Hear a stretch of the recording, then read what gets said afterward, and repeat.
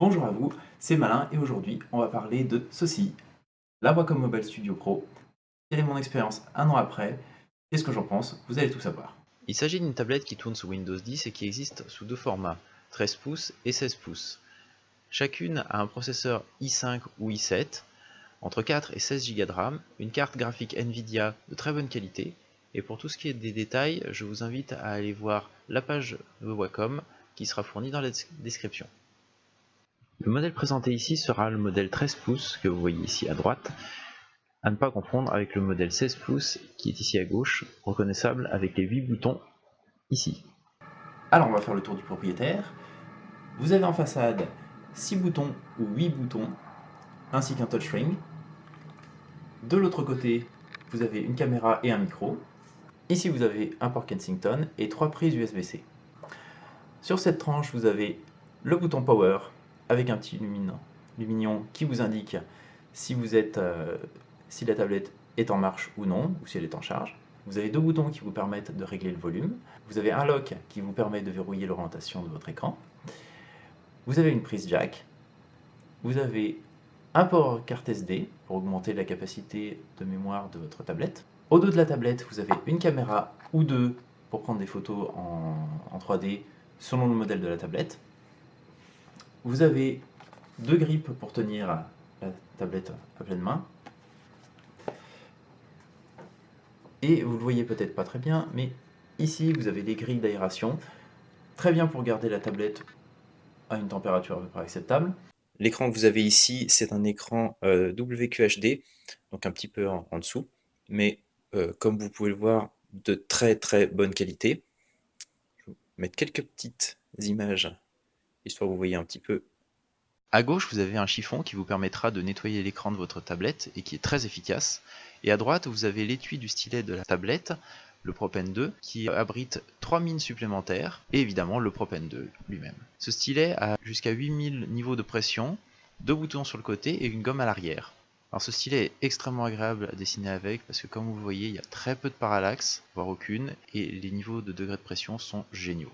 Alors quelles sont mes impressions sur cette tablette après un an à avoir travaillé dessus? C'est en grosse demi-teinte et même un petit peu en négatif. Alors, je vais commencer par les points positifs. L'écran, comme je vous l'ai montré, l'écran est absolument génial. Euh, Niveau couleur, il n'y a vraiment rien à dire. Tout ce qui est partie dessin, c'est extrêmement bien rendu. Le stylet fonctionne parfaitement nickel. La parallaxe, effectivement, on voit quasiment, enfin, il n'y a quasiment plus de parallaxe. À ce niveau-là, c'est effectivement un sans faute. Les haut-parleurs, faut pas espérer avoir un bon son, hein, faut oublier ça. Le micro est très bon, apparemment. La caméra frontale aussi est très bonne. La caméra arrière, je prends pas beaucoup de photos avec mes tablettes, encore moins quand elles font 3 kilos. Les boutons sont très pratiques, donc ça c'est si vous avez une tablette Wacom, vous savez où vous allez. Et voilà à peu près pour les points positifs. Pour les points un petit peu gênants, il y a un gros problème pour moi avec cette tablette, c'est les trois ports USB-C. Moi j'ai envie de poser la question, pourquoi trois ports USB-C? Pourquoi? Personnellement, je n'ai aucun appareil, aucun câble qui se branche en USB-C. Je crains que cette tablette soit un tout petit peu trop en avance pour son temps, en tout cas pour sa connectique à ce niveau-là. Il faut avoir un accessoire que je n'ai pas acheté pour pouvoir brancher quoi que ce soit en USB B, enfin des prises que vous avez, hop là, ça quoi, prise entre guillemets normale. Et ça c'est quand même un gros problème. Un autre problème c'est que en achetant cette tablette je pensais pouvoir m'en servir comme d'une Cintiq. Et je reviens d'ailleurs sur ces ports USB-C, c'est-à-dire que pour connecter à mon ordinateur, je pensais qu'il suffisait d'avoir un câble USB-C, USB-C et ça marchait. Non. Il faut déjà que le port USB-C de votre ordinateur soit connecté à la carte graphique. Donc moi j'ai une tour, ça ne marche pas du tout. Si vous avez un portable, surtout un Mac, il y a beaucoup de chances que ça marche. En dehors de ça, vérifiez. faites pas ce que j'ai fait, vérifiez. Deuxième grief qui est quand même une grosse erreur de la part de Wacom, je ne sais pas pourquoi ils ont fait ça. Aujourd'hui encore, il n'y a toujours pas de pied officiel pour la tablette. Ça pèse 3 kg. Vous savez pas dessiner comme ça. Oubliez tout de suite si vous pensez que vous allez faire ça. Vous pouvez un petit peu, hein, mais bon, vous allez fatiguer, je vous donne 10 minutes, hein, pas plus. Si vous voulez vous en servir comme d'une Cintiq, il vous faudra un pied accessoire. On en trouve de diverses qualités, à vous de voir. Bon, j'en ai pris un bas de gamme, il fonctionne très bien. Le truc c'est que, comme je n'ai pas réussi à le visser, normalement vous avez des vis ici, qui vous permettent de visser un pied derrière la tablette. C'est très bien, sauf que de pied officiel, il n'y en a pas. Un autre petit détail qui est une erreur de fabrication, à mon sens, je ne sais pas pourquoi. Vous voyez la surface pour dessiner. Quand on est droitier, on va poser sa main ici. Je vous laisse deviner où est-ce qu'ils ont mis l'endroit où ça chauffe le plus, la carte graphique. Ici. Résultat, si vous êtes gaucher, bonne nouvelle, vous pourrez tenir la tablette comme ça et être parfaitement à l'aise, comme ça, hop là, et être parfaitement à l'aise, il n'y aura pas de souci. Si vous êtes droitier, attendez-vous à ce que la tablette soit chaude. C'est pas insupportable, c'est pas insurmontable, mais c'est quand même assez pénible, et surtout qu'aujourd'hui on est quand même capable de faire des produits. Je pense à l'iPad Pro, qui apparemment fait le job de Wacom beaucoup mieux en ce moment. C'est une erreur de conception, je ne me l'explique pas. Autre petit souci, entre guillemets, c'est le bruit des ventilateurs. J'ai eu deux... En fait, j'ai eu deux Wacom Mobile Studio Pro. La première a eu un problème d'activation avec Windows qui devait s'activer dès la première connexion Internet. Ça n'est pas arrivé. Du coup, il a fallu que je renvoie la première tablette pour revoir une seconde. Alors, petit rappel aux personnes qui ne savent pas, la ventilée de Microsoft avec la tablette, c'est illégal, hein. Ce serait peut-être bien que ce soit acté un jour. Bon, pour éviter ça, parce que il y a quand même deux tablettes qui ont fait plusieurs milliers de kilomètres pour rien.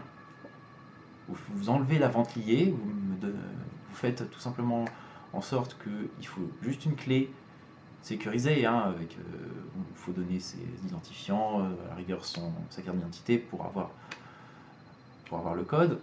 Et c'est bon, il n'y a pas besoin de lier à la machine. Surtout que c'est illégal. Ça ne devrait même pas arriver. Bref. Je digresse. Tout ça pour dire, avec mes deux tablettes, la première avait un très léger souffle au niveau des haut-parleurs, de l'aération qui se fait sur l'arrière. C'était pas méchant. La deuxième que j'ai, qui est celle que j'ai actuellement, on entend un petit peu plus, ce qui me semble un peu bizarre.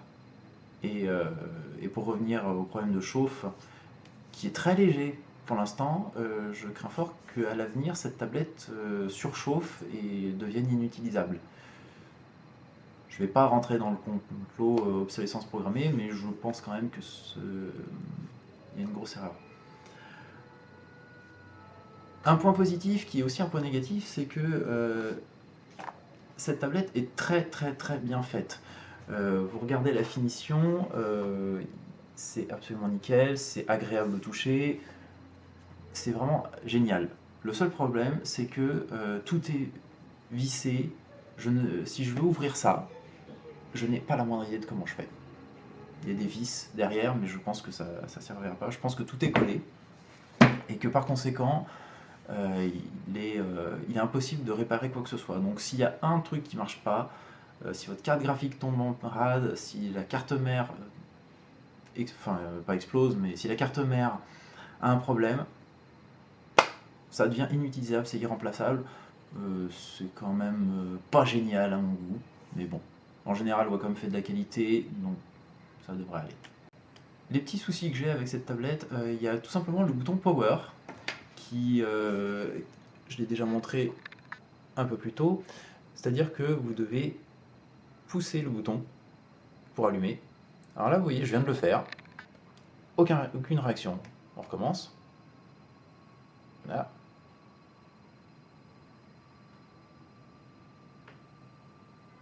Ouais, voilà. C'est à peu près ça le problème, c'est que des fois je pousse le bouton, il se passe rien, des fois je pousse et ça s'allume. Aucune réaction. Ça, c'est incompréhensible. J'ai eu aussi quelques petits ralentissements avec la tablette de temps en temps, ce qui est bizarre. Alors je ne l'ai pas précisé, mais la tablette que j'ai, c'est l'entrée de gamme entre guillemets. Donc c'est celle avec 4 Go de RAM, un processeur i5. Enfin, vous pouvez trouver les caractéristiques par vous-même. Un autre petit truc, j'utilise Clip Studio Paint. Je n'utilise pas Photoshop avec cette tablette et j'ai remarqué qu'il y a des problèmes logiciels vis-à-vis du touchring. Enfin, c'est quand même assez dommage au bout d'un an de ne pas avoir un support suffisant sur ce logiciel avec Wacom. Je ne sais pas qui est en faute, peu importe, mais bon, ça reste bizarre. Voilà, pour conclure, je dirais que cette tablette est une excellente tablette si vous cherchez quelque chose de nomade, de portable. Si vous cherchez une tablette qui a de la puissance, n'hésitez pas à mettre le prix, parce que la première, elle servira pour faire des illustrations, elle marchera. Si vous faites de la 3D, si vous faites des illustrations un peu complexes ou autres, il faudra investir dans un peu plus cher. Si vous cherchez un deuxième écran pour votre ordinateur, comme j'ai cherché, c'est-à-dire une sorte de Cintiq, prenez autre chose. Et un petit détail, je fais 1m82, un écran de 13 pouces, je m'en aperçois, c'est beaucoup trop petit pour moi, parce que mes yeux sont beaucoup trop loin de l'écran, et il faut que je me penche. Et ça, c'est vraiment pas agréable. Donc voilà, laissez-moi un message sous la vidéo si vous avez aimé, laissez un petit pouce vers le haut si vous avez aimé, un pouce bas si vous n'avez pas aimé. Et n'hésitez pas à aller voir dans la description pour d'autres reviews. Alors elles sont principalement en anglais, mais personnellement elles m'ont beaucoup aidé pour l'achat. Donc voilà, merci d'avoir regardé cette vidéo. Ciao!